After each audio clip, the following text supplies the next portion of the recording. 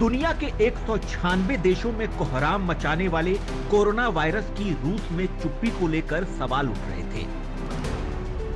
रूस में corona virus के संक्रमण के बेहद ही कम मामले शुरुआत में सामने आए थे।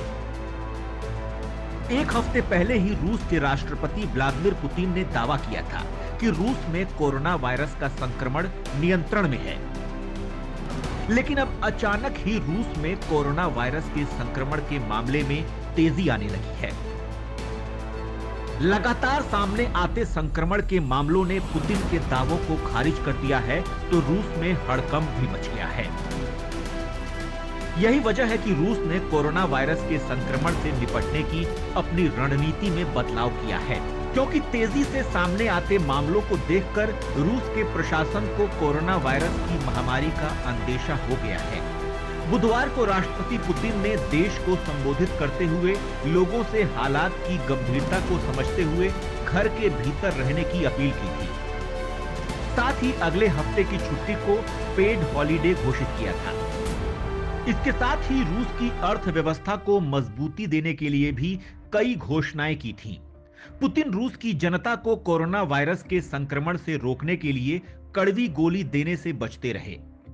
लेकिन रूस के प्रशासन ने गुरुवार आधी रात से अंतरराष्ट्रीय उड़ानों को रद्द करने की घोषणा का बड़ा आदेश सुना दिया। गुरुवार 26 मार्च और शुक्रवार 27 मार्च की आधी रात से अंतरराष्ट्रीय उड़ानें रोक दी जाएंगी, जबकि केवल वही विशेष उड़ानें रूस में आ सकेंगी जो कि दूसरे देशों, खास तौर से कोरोना प्रभावित देशों में फंसे रूसी नागरिकों को वापस लाने का काम करेंगी। हालांकि सरकार का यह आदेश रूस में घरेलू उड़ानों पर नहीं लागू होगा। इसके पिछले सप्ताह रूस ने अपनी सभी अंतरराष्ट्रीय सीमाओं को बंद कर दिया था। गुरुवार को मॉस्को के मेयर ने राजधानी के सभी रेस्टोरेंट, बार, दुकान और कैफे को एक हफ्ते तक बंद करने का आदेश जारी कर दिया। यह रूस में अब तक के सबसे बड़े कदम में से एक है, जो कि कोरोना वायरस के संक्रमण को रोकने के लिए उठाए गए हैं। रूस के स्वास्थ्य विभाग ने अब तक के सबसे ज्यादा एक दिन में कोरोना वायरस के संक्रमण के मामले दर्ज किए, जिसने प्रशासन की नींद उड़ा दी। अकेले गुरुवार को ही कोरोना संक्रमण के 182 नए मामले सामने आए, जिसके साथ रूस में कुल कोरोना वायरस से संक्रमित लोगों की तादाद 840 पहुंच चुकी है।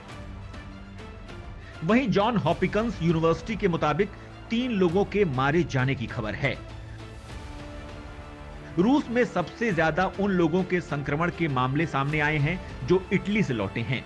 रूस ने भी शुरुआत में इटली की तरह ही विदेश से आए नागरिकों की जांच में कोताही बरती।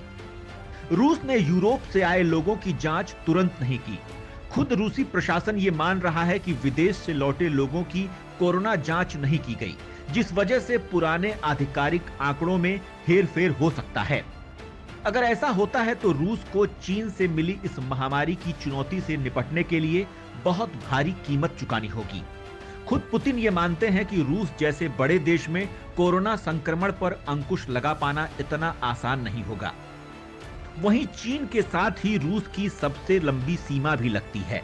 ऐसे में चीन की सीमा बंद करने का देर से लिया फैसला भी रूस के लिए घातक साबित हो सकता है। एक दिन पहले ही रूस कोरोना वायरस के खौफ के बीच भूकंप के झटकों से दहल गया था। कुरिल द्वीप से उठे भूकंप के तेज झटकों ने रूस को हिला कर रख दिया था। कुरिल द्वीप को भूकंप के लिए संवेदनशील माना जाता है और साल 2009 में भी यहां भूकंप आ चुका है।